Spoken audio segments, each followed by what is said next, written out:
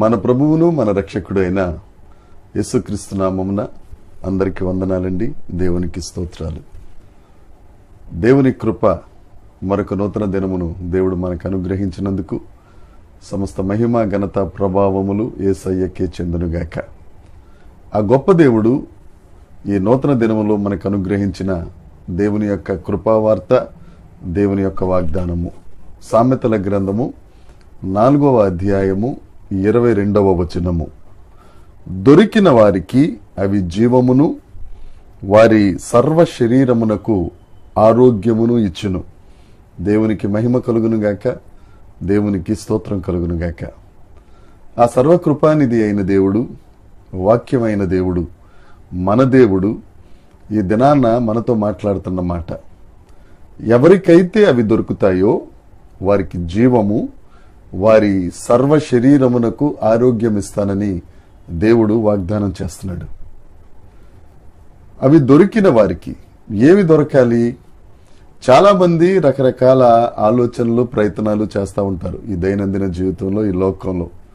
వారికి ఏదో దొరకాలి, ఏదో వస్తే మనం కోటలు కట్టుకోవచ్చు, మన సరిహద్దుల విషయాలు పరుచుకోవచ్చు, సుఖశాంతులతో ఉండొచ్చు అనే రకరకాల ప్రణాళికలు ఎప్పటికప్పుడు ప్రజలందరూ వల్లిస్తానే ఉంటారు.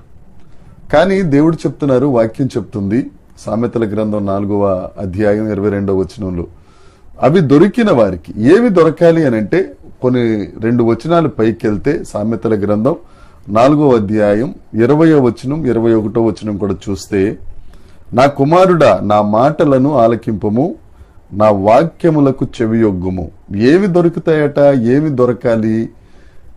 దేవుని యొక్క మాటలు, దేవుని యొక్క వాక్యం మనం ఆలకించి చెవిని పెడితే, నీ కన్నుల ఎదుట వాటిని తొలగనీయకుము, నీ హృదయమందు వాటిని భద్రం చేసుకో. దేవుని మాటలు మన హృదయంలో భద్రం చేసుకుంటే, అవి దొరికితే మనకు జీవం వస్తుంది.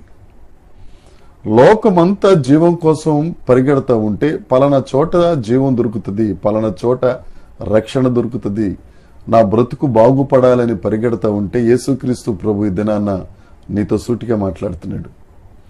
ఆ వాక్యం నీ హృదయంలో ఉంటే, ఆ నీకు దొరికిన ఆ వాక్యాన్ని నీ హృదయంలో భద్రం చేసుకుంటే, ఆ వాక్యమే జీవము. యేసుక్రీస్తు ప్రభు చెప్తారు కదా యోహాను సువార్త 14వ అధ్యాయంలో, నేనే మార్గము, నేనే సత్యం, నేనే జీవం. ఆ వాక్యమని యేసయ్య నీకు దొరికితే చాలు, నీ బ్రతుకులో జీవం. వాక్యము వెలువడి ఎగుట తోడనే వెలుగు పుడుతుంది. నీ బ్రతుకులో చీకటి పోయి జీవమైన వెలుగు నువ్వు సంతరించుకోగలవు. నా ప్రియ సహోదరి సహోదరుడా, నువ్వు ఏ విషయంలో చీకట్లో ఉన్నావో, ఏ విషయంలో మృతతుల్యంగా ఉన్నావో, దేవుడి దినాన్న నీతోనే మాట్లాడుతున్నాడు.